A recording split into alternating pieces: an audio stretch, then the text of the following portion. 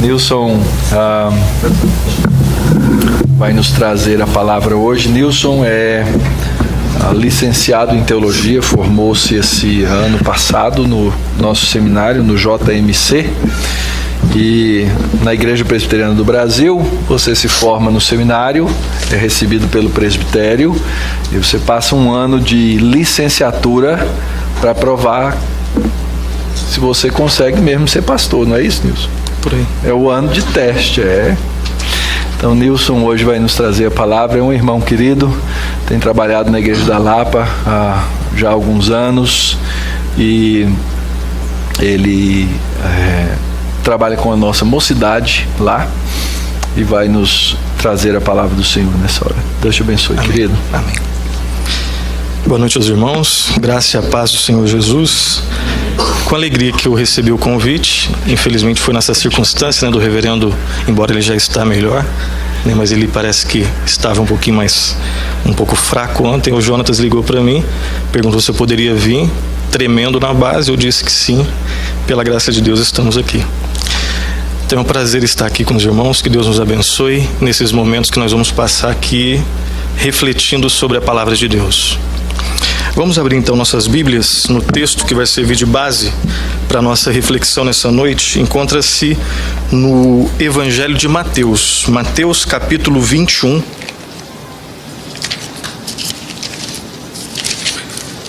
Evangelho de Mateus capítulo 21, do versículo 28 até o versículo 32. Mateus capítulo 21, do 28 até o 32. Lá nós lemos assim: E o que vos parece? Um homem tinha 2 filhos. Chegando-se ao primeiro, disse: Filho, vai hoje trabalhar na vinha. Ele respondeu: Sim, senhor. Porém não foi. Dirigindo-se ao segundo, disse-lhe a mesma coisa. Mas este respondeu: Não quero. Depois, arrependido foi. Qual dos 2 fez a vontade do Pai? Disseram: o segundo. Declarou-lhe Jesus: Em verdade vos digo que publicanos e meretrizes vos precedem no reino de Deus. Porque João veio a vós outros no caminho da justiça, e não acreditastes nele. Ao passo que publicanos e meretrizes creram, vós, porém, mesmo vendo isto, não vos arrependestes, afinal, para acreditardes nele. Amém. Vamos ter mais um breve momento de oração. Feche os seus olhos. Nós vamos pedir mais uma vez a direção de Deus nesse momento. Pai Santo, Pai de misericórdia, no nome de Jesus, ó Pai, confiando nos méritos perfeitos de Cristo na cruz, que nós pedimos, ó Pai, a Tua direção, a direção do Teu Espírito Santo nos iluminando, ó Pai, e peço, ó Pai, que todo o eventual cansaço, qualquer tipo de distração, ó Pai, seja tirado, ó Pai, de cada um de nós agora, e que possamos, ó Pai, prestar atenção unicamente na Tua palavra. Ajuda-nos, ó Pai, a sairmos daqui mais fortes na fé, mais firmes, ó Pai, na fé no Senhor. Tem misericórdia de nós, fala aos nossos corações, molda, Pai, os nossos corações. E ajuda-nos, ó Pai, a compreender as verdades, ó Pai, do Senhor Jesus Cristo nesse texto. É no nome do Senhor Jesus que nós oramos e agradecemos. Amém. Amém. Meus irmãos, quero começar com 2 perguntas e que depois no final espero de alguma forma que o texto jogue luz na resposta a essas 2 perguntas. A primeira pergunta é: qual é o lugar da obediência na vida cristã? Obediência, ninguém discorda que isso é importante, mas especificamente qual que é o lugar da obediência no cristianismo, na vida cristã, na minha vida e na sua vida? Existem várias respostas, né? Alguns dizem: bom, eu sou salvo porque eu sou obediente. Eu fui salvo porque eu fui, ou eu sou obediente. Alguns acham que a obediência, o lugar da obediência é esse. Ela vem antes como algo que te credencia a ser salvo, né? Outros dizem que, já que eu sou salvo pela graça, né, então a obediência já não é tão necessária assim. ela até tem algum lugar, mas se eu sou salvo pela graça, então necessariamente nada que eu vá fazer vai fazer com que eu perca a salvação, então a obediência não é tão importante assim. O que você pensa a respeito disso? Essa é a primeira pergunta. Qual é o lugar da obediência na minha vida e na sua vida como filhos de Deus, como filhas de Deus? Segunda pergunta é: qual que é o lugar do arrependimento na nossa vida? Dentro do cristianismo, o arrependimento se encontra especificamente onde? Qual é o lugar? A gente sabe que é importante, mas especificamente qual que é o lugar do arrependimento na vida cristã? Algumas respostas também, vou colocar duas aqui. Alguns dizem que o arrependimento é um ato esporádico. Já que eu sou salvo, então não preciso, o arrependimento é importante, mas ele deve acontecer esporadicamente na minha vida, né? Não precisa ser necessariamente todos os dias, embora eu peque todos os dias. Mas já que eu fui salvo, às vezes eu arrependo, às vezes não, mas ele tem um lugar esporádico na minha vida. Essa é uma possibilidade de resposta. Se está certo ou não é uma outra questão. Outras pessoas respondem, né, sobre o lugar do arrependimento na vida da seguinte forma: o arrependimento na vida, ele é, na verdade, um estilo de vida. O arrependimento, ele é um estilo de vida, né? Lutero dizia basicamente isso, né? Você deve fazer do arrependimento simplesmente um estilo de vida. Mesmo que você seja salvo, e glória a Deus e graças a Deus por isso, mas já que você peca todos os dias, então você se arrepende todos os dias. Ele deve ser um estilo da sua vida. A parábola que nós lemos, né, a chamada parábola dos dois filhos, ela toca nessas verdades. Ela, de alguma forma, ela nos ajuda a entender e a responder essas perguntas aqui que eu fiz nesse início. Deixa a sua Bíblia aberta, por favor. Vamos tentar entender em que contexto Jesus Cristo, ele proclamou, ele ensinou essa parábola. Dá uma olhada no início, talvez, né, uma página antes aí do texto nosso, o início do capítulo 21, só para a gente entender por que e em que contexto Jesus Cristo ensina essa parábola. Lá no início do capítulo 21, você, né, só pegando aqui os títulos mais ou menos, Jesus Cristo, ele entra triunfantemente em Jerusalém, né? Um episódio que é bastante conhecido. Depois, a partir ali do versículo 12, ele faz a purificação do templo, e aí em Mateus nós temos um relato da purificação do templo bem resumido, né? Outros evangelistas discorrem com um pouquinho mais de detalhes. A partir do versículo 14, ele efetua curas no templo. Depois tem aquele episódio a partir do versículo 18 da figueira sem fruto. E aí sim, o contexto mais próximo aqui onde Cristo ensina essa parábola, a partir do versículo 23. Aqueles judeus chegam para Cristo e mais ou menos falam: Cristo, com que autoridade o Senhor faz o que o Senhor faz? Aí Cristo, eu respondo. Se você responder a minha pergunta, responde a minha pergunta que eu respondo a sua. Fala para mim, Cristo dizendo, com que autoridade João Batista fazia o que ele fazia? E aí provavelmente eles se reuniram e falaram: se a gente disser que João Batista, que os milagres, né, que as atitudes de João Batista tinham uma procedência divina, a gente está enrascado, porque a gente sabe que João Batista era uma pessoa poderosa. Se nós dissermos que o que o João Batista fazia tinha uma procedência humana, estamos enrascados também, porque todas as pessoas sabem, ou pelo menos boa parte das pessoas sabem, que João Batista era um profeta. Depois disso, eles vão até Cristo e falam: Cristo, não vamos responder. E aí Cristo, então, nem eu vou responder com que autoridade eu faço o que eu faço. Então é dentro desse contexto, e aí que Cristo chega e pronuncia essa parábola que nós lemos, né? E preste atenção, deixa a sua Bíblia aberta, versículo 28, a parábola, né, relendo aqui, ela começa assim: e o que vos parece? Cristo diz isso. E o que vos parece, como querendo dizer, o que vocês acham? E aí ele começa a falar: um homem tinha 2 filhos. Chegando-se ao primeiro, disse: Filho, vai hoje trabalhar na vinha?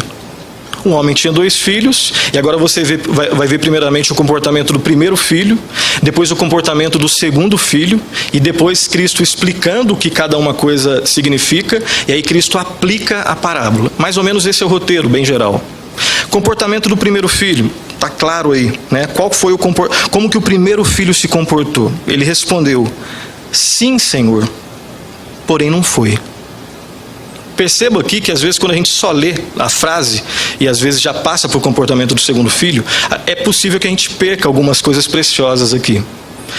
Embora na resposta do primeiro filho exista educação na parte da fala, né? A expressão sim, Senhor, denota educação, expressa um respeito. Então, embora ele verbalize com respeito, a atitude dele é rebelde.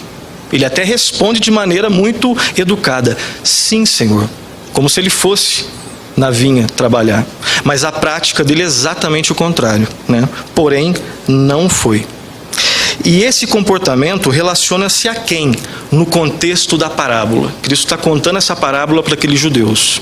Ele se relaciona, primeiro, aos sacerdotes e aos anciãos que rejeitaram tanto João Batista quanto o Senhor Jesus Cristo. Segundo lugar, relaciona-se aos religiosos professos da lei, da justiça própria, que os impede de responder adequadamente ao chamado arrependimento. Esse comportamento do primeiro filho, que diz educadamente: eu vou trabalhar, eu vou fazer a vontade do Senhor, mas na prática não faz, tem a ver com aquelas pessoas, em primeiro lugar, mas tem a ver também com cada um de nós que temos uma tradição bíblica, que às vezes falamos: eu vou fazer, eu vou me consagrar, eu quero me separar, mas na prática, às vezes não coloca isso em prática. Na prática faz exatamente o contrário. E eu sugiro uma terceira possibilidade aqui. Refere-se também aos homens que se consideravam justos, que não se veem como pecadores e que não entendem a necessidade de se arrependerem. Ontem nós tivemos uma oportunidade, né, nesses anos que eu estou lá na Lapa, da gente fazer um evangelismo um pouco mais intensivo ali na praça ali do terminal da Lapa, né? E é curioso, né, porque às vezes a gente não sabe exatamente como chegar nas pessoas, né? Algumas são super educadas, outras nem tanto. E eu conversando com o senhor Francisco, e ele sendo solícito, né, ouvindo ali o que a gente estava tentando ensinar e compartilhar com ele. Mas teve uma coisa que, conversando com o seu Francisco, me chamou a atenção. Ele falava: não, eu sou cristão, eu sou da igreja, eu leio a Bíblia. E quando a gente estava conversando sobre a necessidade de arrependimento, ele foi bem enfático, dizendo que não, arrepender não. Aquele famoso pensamento, né? Eu me arrependo do que eu não fiz. De tudo que eu fiz, definitivamente eu não me arrependo.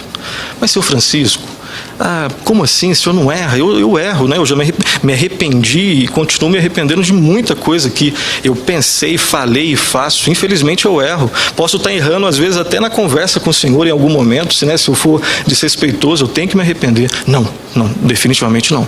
Eu creio em Cristo, né, eu leio a palavra, vou na igreja, e diz que até nos visitar não foi. Eu esperava, né, porque às vezes a gente, né, às vezes essa coisa do evangelismo a gente é um pouco chato com as pessoas, né, mas a gente vai aprendendo com o tempo. Mas ele falou: arrepender não, eu me arrependo do que eu não fiz, do que eu fiz eu não me arrependo. Mas por que, seu Francisco? Aí ele pediu licença e foi. Mas foi um tempo interessante, foi um tempo revelador, não só dele, mas, né, revelador para mim, né, para eu também. Mas essa parábola diz respeito também a essas pessoas, e às vezes pode ser que quando eu sou muito orgulhoso, eu me encontre numa condição parecida. Se eu realmente acho que eu não preciso me arrepender, que de alguma forma exista algo em mim que me credencia a ser aceito por Deus, fora a cruz de Cristo, ou então com a cruz de Cristo, mas mais um pouco de mim, né? 99% Cristo. O que me credencia a aceitação de Deus? 99% de Cristo, mais 1% de Nilson. Se eu acho isso, eu já corrompi, né?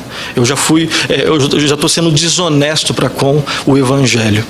E esse comportamento desse primeiro filho, que disse: eu vou, mas na prática não foi, às vezes é possível que, infelizmente, nós reflitamos. Mas esse foi o primeiro filho. Vamos dar uma olhada no segundo filho. Qual foi o comportamento dele? Versículo 30.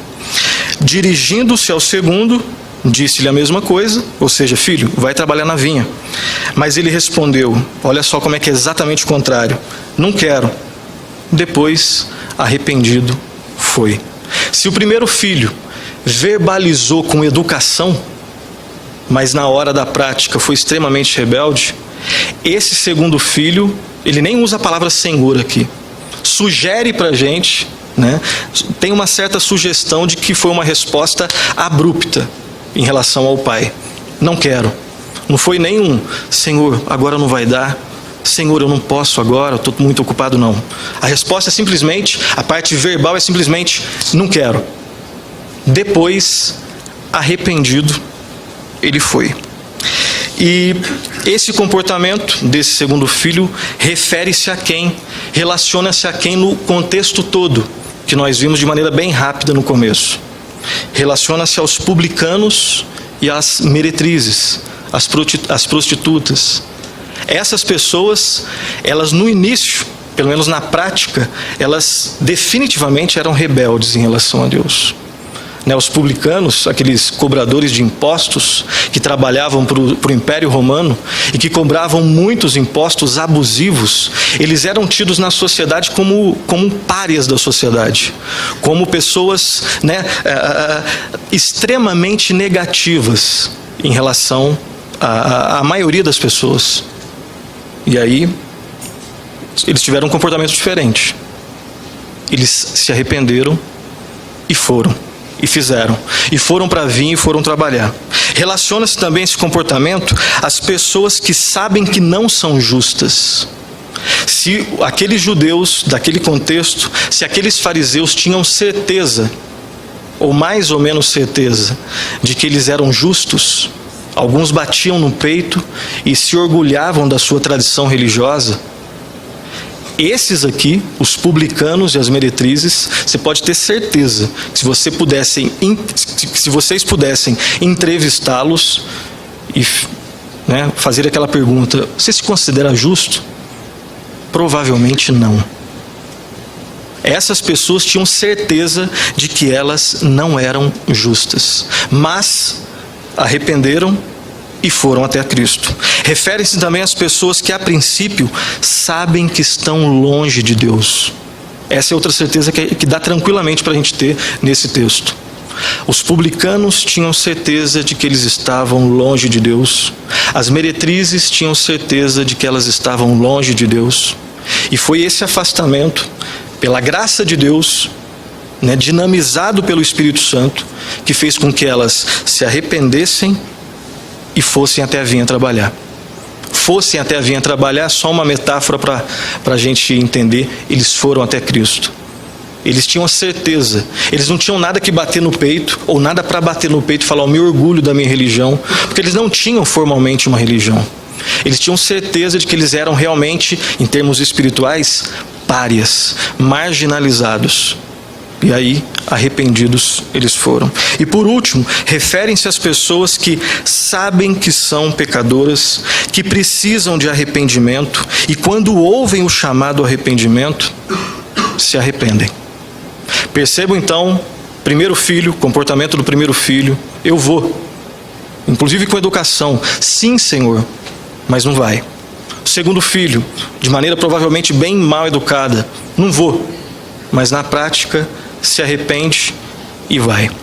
E aí a história continua, A história continua. Tem uma pergunta aqui fundamental, que marca o início, marca a primeira parte dessa parábola e a segunda. Qual que é a pergunta? Qual dos dois fez a vontade do Pai? E perceba que Cristo, aqui tem uma ironia muito interessante. Cristo está contando essa parábola, é como se estivessem aqui, vocês aqui são os judeus e ali a turma, dos publicanos. Olha só que ironia, que fantástico. Cristo está contando essa parábola e ele diz, qual dos dois fez a vontade do Pai? Ele faz essa pergunta para os judeus. Os judeus que na verdade é o primeiro filho, o que desobedeceu. E esse primeiro filho que desobedeceu, qual a resposta que ele dá? Quem fez a vontade do Pai? O segundo filho. Provavelmente os judeus não entenderam a ironia, Se eu tivesse ali também, eu não entenderia a ironia. Talvez só depois de um tempo. Mas ele faz essa pergunta: qual dos dois fez a vontade do Pai? E aqueles homens, os judeus, falaram: o segundo. E aí Jesus Cristo agora aplica a parábola. Ele agora faz a aplicação de todo esse ensino inicial nesses primeiros versículos. Ele diz o seguinte: em verdade vos digo que publicanos e meretrizes vos precedem no reino de Deus. Na NVI está escrito assim: os publicanos e as prostitutas estão entrando antes de vocês no reino de Deus. Que ensino nós temos aqui? Alguns deles que eu quero destacar para os irmãos. Primeiro, os publicanos e as prostitutas tinham consciência de que eles eram pecadores. E dessa forma, eles se arrependem e buscam a Jesus. Os sacerdotes e os anciãos, aqueles fariseus, eles não tinham essa consciência. Isso dá para a gente afirmar tranquilamente. Essa consciência clara de que eles eram pecadores, de que eles precisavam se arrepender e desesperadamente correrem até Cristo, eles não tinham. Os publicanos e as meretrizes, tocados pelo Espírito Santo, tinham. Eles estavam mais perto do reino de Deus do que os religiosos da época. Isso é algo que faz a gente parar, dar aquela respirada e fazer aquela auto-reflexão. Nessa parábola, quem eu sou? Eu estaria de que lado? A minha tendência, dentro de cada um na sua história de vida, na sua história dentro nos trabalhos da igreja, se você é um novo convertido, ou se você é uma pessoa que já está na estrada cristã já há algum tempo, se você veio de um lar que é evangélico, protestante, ou se na família sua só você é um cristão bíblico, enfim, cada um faz a sua autorreflexão. Nessa parábola eu estou em que lado? Eu tenho a tendência mais de ser mais parecido com esses religiosos, ou eu sou prontamente, quando alguém fala, quando o pastor aqui está lendo os versículos e a gente prestando atenção, e depois uma música que faz com que a gente louve e coloque aquilo nos nossos lábios e cantando com o nosso coração. Quem eu sou nisso tudo? E as músicas e os textos que o pastor coloca aqui e que nos incitam, alguns a adorar de maneira bem clara, outros a refletir sobre o nosso pecado e a necessidade que a gente tem de confessar o pecado e acertar a nossa vida para com Deus. Isso comigo, com você, acontece fácil? Ou existe algo que às vezes me impede? É fácil se arrepender para a gente? Ou é sempre uma luta, é muito mais difícil? Isso é algo que a gente tem que pensar. Refere-se também, isso que Cristo está falando aqui, um outro ensino, perdão. O orgulho espiritual nos cega para vermos o nosso pecado. E o orgulho espiritual anula a chance de arrependimento e de buscar a Jesus. Sem arrependimento não existe salvação. Sem arrependimento, nós sabemos disso, mas só para repetir, normalmente nós erramos naquilo que é óbvio. Normalmente os tropeços que eu tenho não são em coisas muito elaboradas. Quando eu erro e quando eu faço alguma coisa que eu não quero que ninguém descubra, é envergonhador, é horrível, normalmente é em coisa básica. É em coisa básica. Quando eu deixo de ler a Bíblia, se eu deixar de orar, se eu criar uma ilusão de que é possível ler a Bíblia e orar, mas sem congregar com os irmãos, pode ter certeza que mais cedo ou mais tarde, ou naqueles momentos, isso já está sinalizando que eu estou errado. E essas são coisas básicas que a gente aprende desde criança. Ler a Bíblia, orar e ter uma vida de comunhão com os irmãos.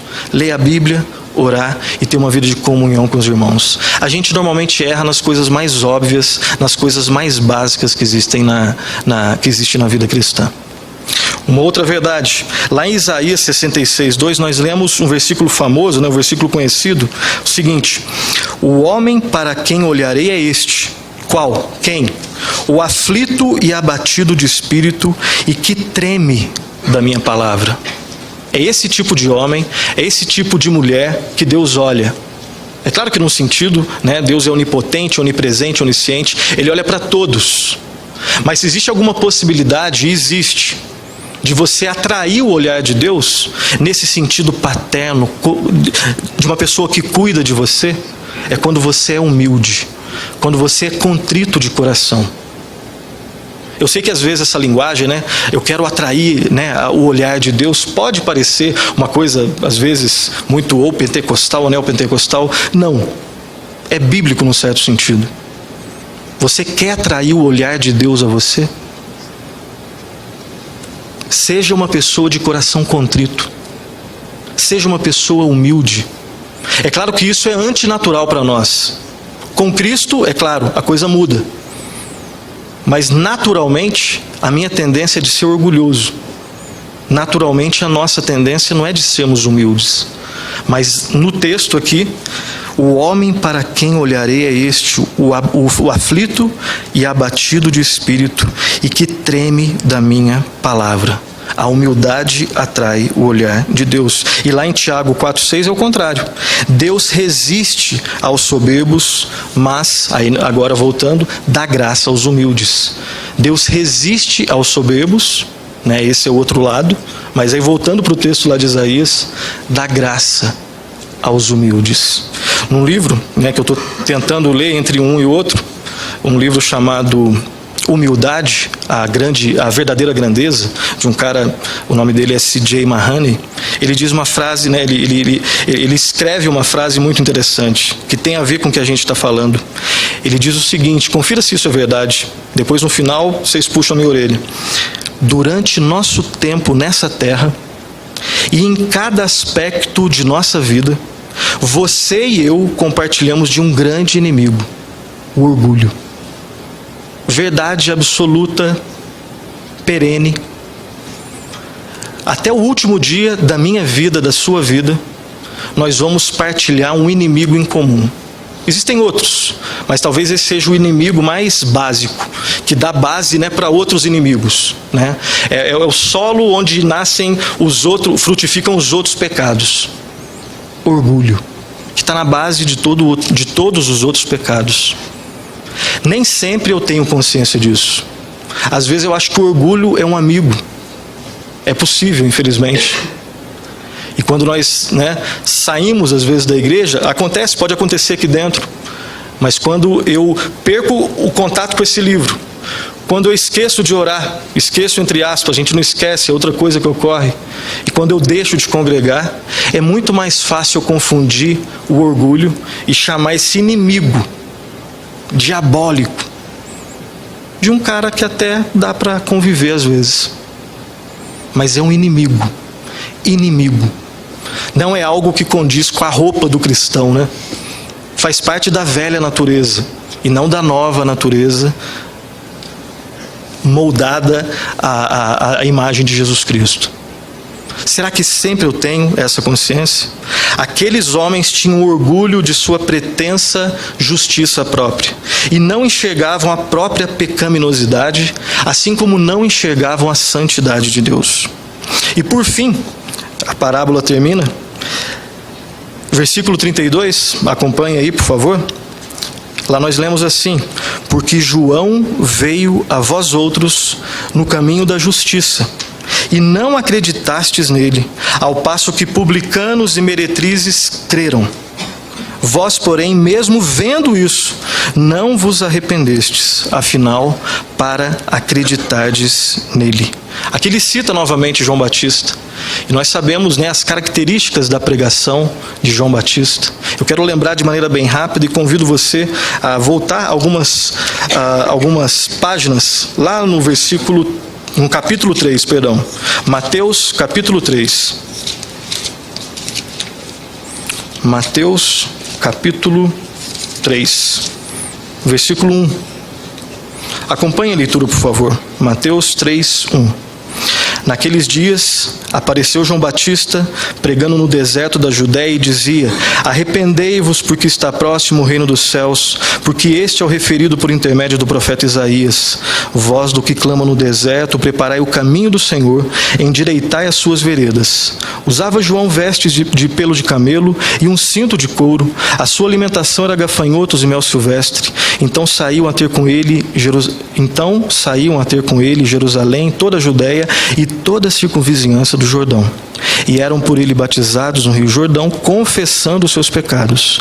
Vendo ele, porém, que muitos fariseus e saduceus vinham ao batismo, disse-lhes: raça de víboras, quem vos induziu a fugir da ira vindoura? Produzi, pois, frutos dignos de arrependimento, e não comeceis a dizer entre vós mesmos: temos por pai Abraão, porque eu vos afirmo que destas pedras Deus pode suscitar filhos a Abraão. Já está posto o machado à raiz das árvores. Toda árvore, pois, que não produz bom fruto, é cortada e lançada ao fogo. E depois o texto continua. Mas o que a gente deve separar aqui e relembrar é que a essência da pregação de João Batista era: arrependei-vos, porque está próximo o reino dos céus. Muitas pessoas se arrependeram. A indicação geral, da leitura natural aqui do texto é que muitos daqueles fariseus e saduceus rejeitaram. Raça de víboras, quem vos induziu a fugir da ira vindoura? Já deu para perceber que a parábola não tem muita dificuldade de entender. Você lê a parábola e não precisa fazer seminário para ficar 4 ou 5 anos no seminário para entender a base, o ensino geral da parábola. De novo, nós erramos normalmente naquilo que é óbvio. A dificuldade aqui não é entender o que a parábola quer nos dizer. A dificuldade é em colocar em prática o ensino, o que ela quer nos ensinar. Esse é um dos grandes desafios que essa parábola nos traz. Parábola simples, ela não é complexa, ela é simples no geral, mas ela é desafiante. O que ela ensina, realmente, às vezes, parece que é aquele soco na boca do estômago. São coisas sérias. Eu quero terminar esse sermão com 3 aplicações e depois uma frase ali no final. No início, nós perguntamos qual é o lugar da obediência na vida cristã. Nós demos 2 possibilidades de respostas. A gente até chama lá em teologia de a resposta antinomiana. Aqueles caras que acham que antinomos, anti-lei. Ou seja, já que eu sou salvo pela graça, preciso mais de obediência. Essa é uma possibilidade que nós colocamos no início. A segunda possibilidade é: eu obedeço a lei, logo eu sou salvo. Seria uma resposta legalista. A Bíblia não dá base para nenhuma delas. Então o que a gente aprende aqui? Somos salvos pela obediência de Cristo para uma vida de obediência a Cristo. Nós somos salvos realmente por uma obediência.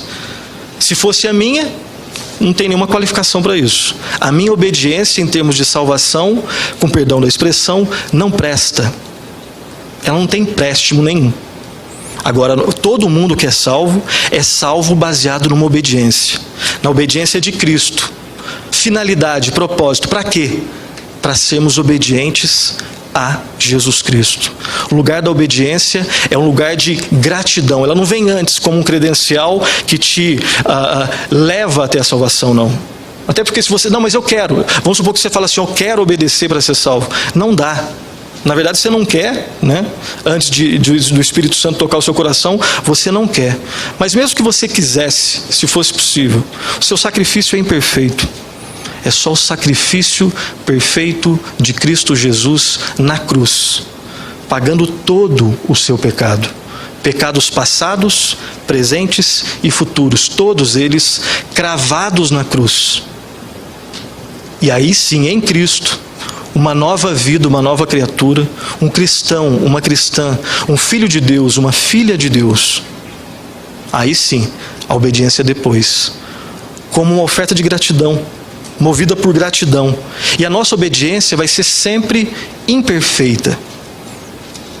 Mas como que Deus aceita? Não, Deus aceita a de Cristo, que é perfeita. E a nossa, embora tenha o adjetivo de imperfeita, mas tem outros adjetivos que a gente tem que correr atrás e pela graça de Deus dá. Ela deve ser sincera. Sinceridade é uma coisa que todo mundo aqui consegue, pela graça de Deus. Embora a perfeição não consiga, só Cristo conseguiu. Sinceridade e cheia de gratidão, isso você já é capaz de ter. Nós perguntamos também, qual é o lugar do arrependimento na vida cristã? E nós vemos nessa parábola quão grande encorajamento o Senhor Jesus Cristo oferece para aqueles que se arrependem. Nós temos um gigante encorajamento para aqueles que se arrependem. Eu quero lembrar de uma frase aqui de um bispo anglicano, do Riley, J.C. Riley. Ele diz o seguinte: Deus está disposto a receber pecadores que se arrependem. Não importa o que um homem tenha sido no passado, se ele se arrepende e vem a Cristo, então todas as coisas antigas já passaram e tudo se fez novo.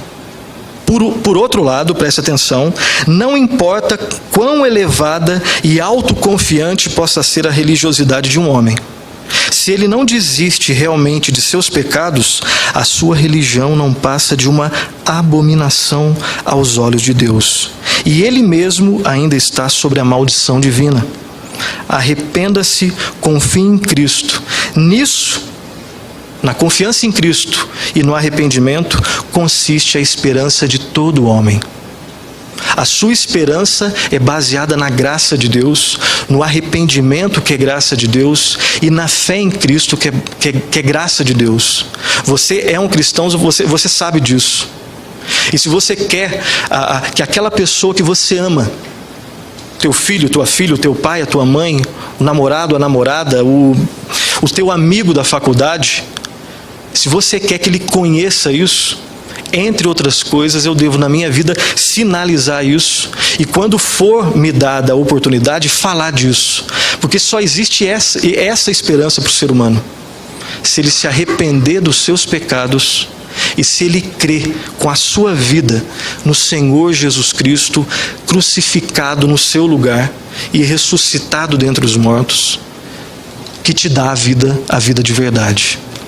Perceba que como uma parábola tão pequena e tão simples tem verdades tão revolucionárias.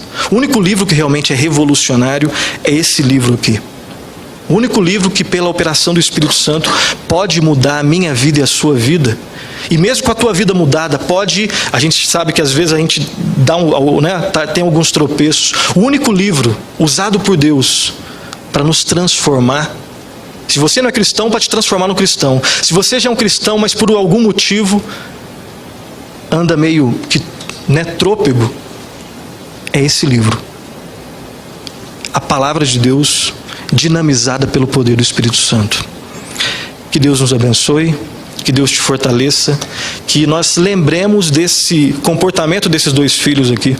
Do primeiro filho que disse, eu vou, mas não foi. Do segundo que disse, não vou, mas foi. E da aplicação que Cristo dá. Cuidado com orgulho. Falo isso primeiramente para mim, Cuidado com orgulho. E se você quer atrair a atenção dos olhos de Deus, humilhe-se. Seja humilde.